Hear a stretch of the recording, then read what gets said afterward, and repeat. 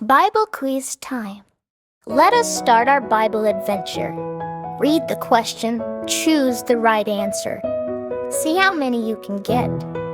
Let's see how many you get right. Are you ready? Let's test your Bible smarts. First question. Who built an ark to survive a great flood? A Moses. B. Noah. C. John. D. David. The answer is B. Noah. God told Noah to build a big boat to save his family and animals. Next question.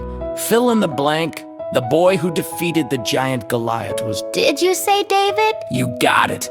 David trusted God and used a sling and a stone to defeat Goliath. Last one. True or false? Jesus said, love your neighbor as yourself. That's true. Jesus said this is one of the most important commandments. Great job, Bible Explorer. Keep learning, keep loving, and remember, God's word is awesome.